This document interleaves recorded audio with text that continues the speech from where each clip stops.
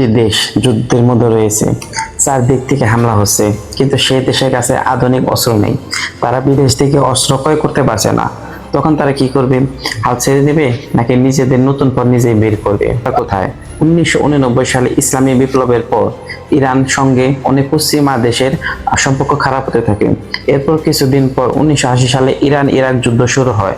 এই যুদ্ধ প্রায় 8 বছর ধরে চলে এবং উভয় দেশে ব্যাপক ক্ষয়ক্ষতির শিকার হয়। যুদ্ধের সময় ইরান অনেক শহর ক্ষেপণাস্ত্র হামলার মুখে পড়ে। সেই অভিজ্ঞতাকে ইরানের নীতি নির্ধারকের কাছে একটি বড় শিক্ষা হয়ে দাঁড়ায়। দীর্ঘমেয়াদী নিজেদের প্রতিরক্ষা সক্ষমতা বাড়াতে হবে। কিন্তু কেন মিসাইল? প্রশ্ন থেকে যায়। যুদ্ধের সময় ইরান বুঝতে পারে যে আধুনিক যুদ্ধ বিমান ও উন্নত অস্ত্র সংগ্রহ করা তাদের জন্য অত্যন্ত কঠিন। কেন? আমেরিকার নিষেধাজ্ঞা ছিল। ফলে তারা এমন প্রযুক্তির দিকে মনোযোগ দেয় যা তুলনামূলকভাবে সহজ, উন্নয়ন সম্ভব করা এবং দূরপাল্লার প্রতিরক্ষা ব্যবস্থার সক্ষমতা বাড়াবে। এভাবে ক্ষেপণাস্ত্র প্রযুক্তি তাদের কৌশলে গুরুত্বপূর্ণ একটি অংশ হয়ে দাঁড়ায়। গবেষণা ও উন্নয়ন। পরবর্তী কয়েক দশকে ইরান গবেষণা, প্রকৌশল, শিক্ষা এবং প্রতিরক্ষা শিল্পে বিনিয়োগ বাড়ায়। দেশটি বিভিন্ন ধরনের ক্ষেপণাস্ত্র প্রযুক্তিতে নিয়ে কাজ করে এবং তা প্রকাশ্যে জানায়। আন্তর্জাতিক পর্যবেক্ষণরা মনে করে সময়ের সঙ্গে সঙ্গে তাদের প্রযুক্তির সক্ষমতা বৃদ্ধি পেয়েছে। ইরান মাটির নিচে তাদের মিসাইল কর্মসূচি শুরু করে। ইরান পরে বিভিন্ন গর্ভস্থানে টানেল এবং সংরক্ষণগার ভিডিও প্রকাশ করে। এসব স্থাপনার জনপ্রিয়তা ব্যাপকভাবে বৃদ্ধি পায় এবং তারপরে এটাকে নাম দেওয়া হয় মিসাইল সিটি বা মিসাইলের শহর।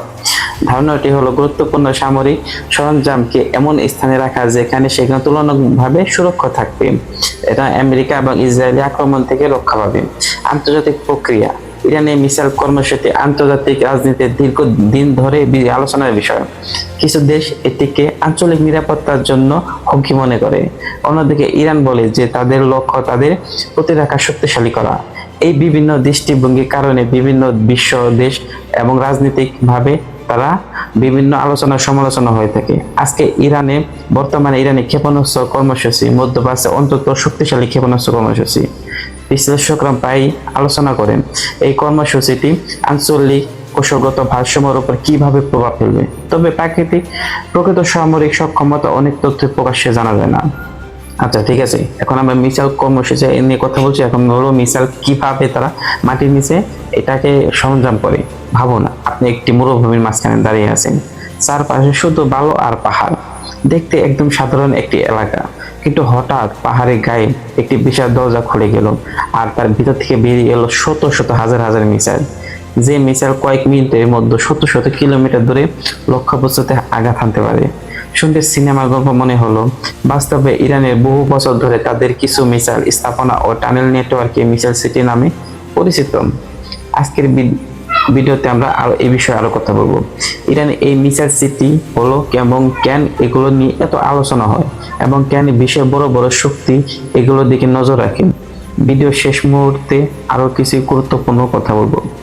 মিসাইল সিটি কি? মিসাইল সিটি বলতে সাধারণ এমন গর্ভস্থান, বাংকার এবং সংরক্ষণগার বোঝায় যেখানে মিসাইল রাখা হয়, লঞ্চার এবং সামরিক সরঞ্জাম রাখা হয়।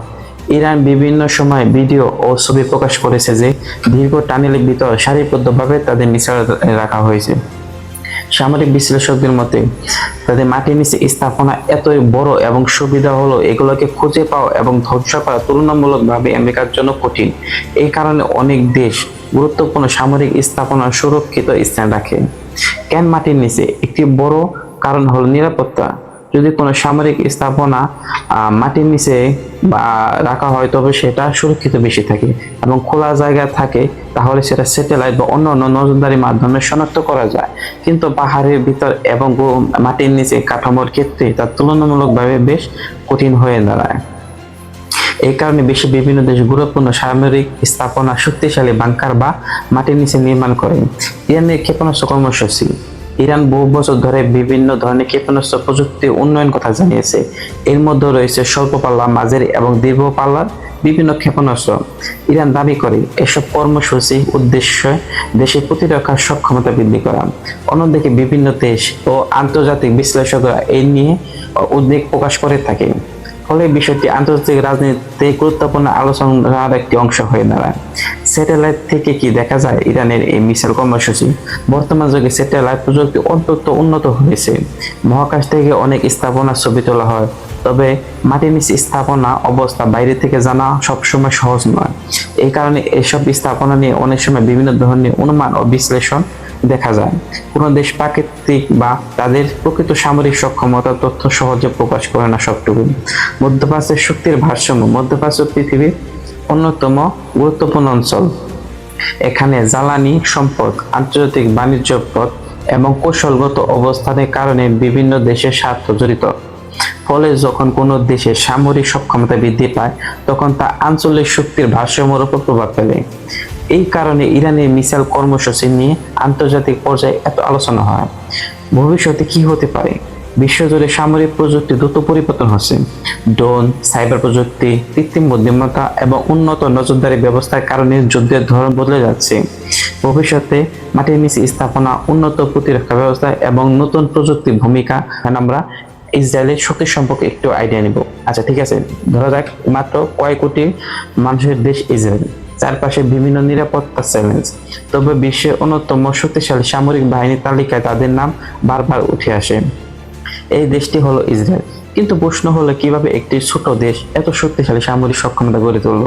আজকের ভিডিওতে আমরা আর ইসরায়েল সম্পর্কে এবং নতুন কিছু জানার চেষ্টা করব। আচ্ছা, প্রথমে ফার্স্ট টাইম ইসরায়েলের প্রতিরক্ষা বাহিনী আইডিএফ। ইসরায়েল সামরিক বাহিনীকে বলা হয় ইসরায়েল ডিফেন্স ফোর্স আইডিএফ। এটি স্থল বাহিনী, নৌবাহিনী এবং বিমান বাহিনী গঠিত। দেশটির নিরাপত্তা নীতি দ্রুত পরিবর্তনশীল এবং প্রস্তুতি, প্রযুক্তিগত সক্ষমতা এবং গোয়েন্দা তথ্যের উপর বেশি গুরুত্ব দিয়ে থাকে। ইসরায়েলের বিমান বাহিনী। ইসরায়েলের বিমান বাহিনীকে বিশ্বের অন্যতম আধুনিক বিমান বাহিনী হিসেবে পরিচিত। বিভিন্ন আন্তর্জাতিক প্রতিবেদন উল্লেখ করা হয়েছে যে তাদের যুদ্ধ বিমান আছে, যেমন আমেরিকা F-35, F-15 এবং F-16 এর বিভিন্ন সংরক্ষণ। বিমান বাহিনী ইসরায়েলের প্রতিরক্ষা কৌশলের একটি গুরুত্বপূর্ণ অংশ এবং তাদের আকাশ প্রতিরক্ষা ব্যবস্থা অত্যন্ত আধুনিক। ইসরায়েলের সবচেয়ে আলোচিত সামরিক প্রযুক্তিগুলো একটি হলো তাদের বহুস্তরিক আকাশ প্রতিরক্ষা ব্যবস্থা। এর মধ্যে রয়েছে যেগুলো রকেটের জন্য, কিছু আছে ড্রোনের জন্য, কিছু আছে ক্ষেপণাস্ত্র মোকাবেলা করার জন্য। এই ব্যবস্থাগুলো আন্তর্জাতিকভাবে ব্যাপক বিষয় নিয়ে আলোচনার বিষয়। ড্রোন ও প্রযুক্তি। ড্রোন ও প্রযুক্তির ক্ষেত্রে ইসরায়েল দীর্ঘদিন ধরে গুরুত্বপূর্ণ ভূমিকা পালন করে আসছে। নজরদারি, তথ্য সংগ্রহ এবং বিভিন্ন সামরিক কাজে ড্রোনের ব্যবহার দেশটি পরিচিত। ইসরায়েলের গোয়েন্দা সক্ষমতা অন্যতম উল্লেখযোগ্য শক্তিশালী। ইসরায়েল নিরাপত্তা ব্যবস্থা গোয়েন্দা তথ্য অত্যন্ত গুরুত্বপূর্ণ। দেশটি প্রযুক্তি নির্ভর নজরদারি ও তথ্য বিশ্লেষণের উল্লেখযোগ্য বিনিয়োগ করেছে বলে বিভিন্ন গবেষণা উল্লেখ পাওয়া যায়। ইসরায়েলের নৌবাহিনী ভূমধ্য সাগরের উপকূল রক্ষার পাশাপাশি সামুদ্রিক নিরাপত্তার জন্য ইসরায়েল নৌবাহিনী পরিচালিত করে থাকে। তাদের নৌবাহিনী আকারে তুলনামূলক ছোট ও প্রযুক্তিগতভাবে উন্নত বলে বিবেচিত হয়।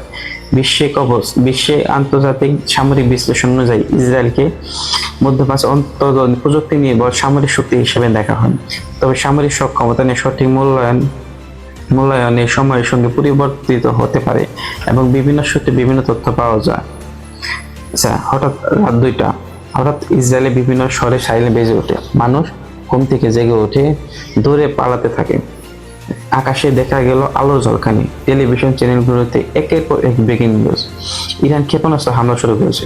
মুহূর্তের মধ্যে পুরো বিশ্বের নজর চলে গেল মধ্যপ্রাচ্যের দিকে। কিন্তু প্রশ্ন হলো, কেন এই হামলা? কি ঘটেছিল তার আগে? আর এই সংঘাত কি তৃতীয় বছরের দিকে নিয়ে যেতে পারে? চলো শুরু করা যায়।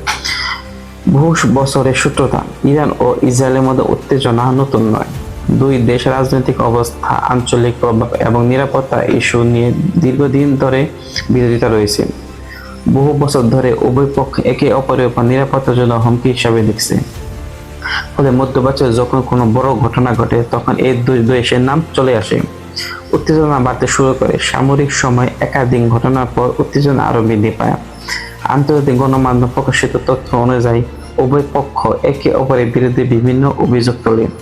পরিস্থিতি এমন পর্যায়ে পৌঁছায় যে পুরো বিশ্ব আশঙ্কা করতে শুরু করে সরাসরি সংঘর্ষ কি শুরু হতে পারে। ক্ষেপণাস্ত্র হামলা রাতে। এরপরে আসে সেই রাত। বিভিন্ন সংবাদ সূত্র অনুযায়ী ইরান বিপুল সংখ্যক ড্রোন ও ক্ষেপণাস্ত্র উৎক্ষেপণের দাবি করে। ইসরায়েল তাদের প্রতিরক্ষা ব্যবস্থা সক্রিয় করে। আকাশে একের পর এক প্রতিরক্ষা ক্ষেপণাস্ত্র দেখা যায়।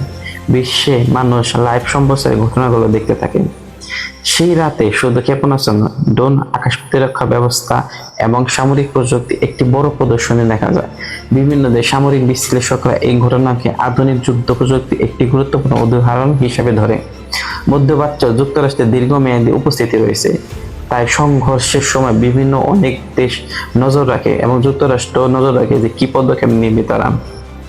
বিভিন্ন আন্তর্জাতিক প্রতিবেদনে বলা হয় যুক্তরাষ্ট্র পরিস্থিতি পর্যবেক্ষণ করে এবং তাদের মিত্রদের সঙ্গে যোগাযোগ বজায় রাখে। এই ঘটনার পরে বিশ্ববাজারে উদ্বিগ্ন বেড়ে যায়। অনেক আশঙ্কা করতে থাকে যে সংঘাত আরো বড় আকার ধারণ করতে পারে, বিশেষ করে তেলের বাজার এবং আন্তর্জাতিক বাজারে নানা আলোচনা শুরু হয়। এর আগেও ইরাকের বিভিন্ন লক্ষ্যবস্তুতে ক্ষেপণাস্ত্র হামলার দাবি করে। এসব হামলা সাধারণত নির্দিষ্ট নিরাপত্তা বা সামরিক লক্ষ্যবস্তুকে কেন্দ্র করে হয়েছে বলে বিভিন্ন প্রতিবেদনে উল্লেখ করা যায়। এই ঘটনাগুলো মধ্যপ্রাচ্যের নিরাপত্তা পরিস্থিতিকে জটিল করে তোলে। এটাই এখন সবচেয়ে বড় প্রশ্ন, সংঘাত কি এখানে থামবে নাকি আরো বড় সামরিক উত্তেজনা দেখা নেবে? বিভিন্ন দেশ বিভিন্ন কূটনীতির উপর জোর দিয়েছে, কারণ বড় ধরনের যুদ্ধ ও শুধু যে দেশগুলো যুদ্ধ করবে তাদের উপর নয়, এটি পুরো বিশ্বের উপর প্রভাব ফেলে। মধ্যপ্রাচ্যে এই সংঘাত আরো দেখিয়ে দিয়েছে আধুনিক বিশ্ব কতটা অশান্তিময়। একটি অঞ্চলে উত্তেজনা মুহূর্তের মধ্যে বৈশ্বিক আলোচনা কেন্দ্রবিন্দু চলে আসতে পারে, তবে যুদ্ধের পরিস্থিতির তথ্য দ্রুত পরিবর্তিত হয়। তাই সর্বশেষ ও নির্ভরযোগ্য সূত্র অনুসরণ করা গুরুত্বপূর্ণ। আপনারা কি মনে করে ইরান ও ইসরায়েলের মধ্যে উত্তেজনা কি কমবে নাকি ভবিষ্যতে আরো বড় ধরনের সংঘাত হতে পারে? কমেন্টে আপনার মতামত জানান। ভিডিও ভালো লাগলে লাইক এন্ড শেয়ার এবং সাবস্ক্রাইব করতে ভুলবেন না। ধন্যবাদ।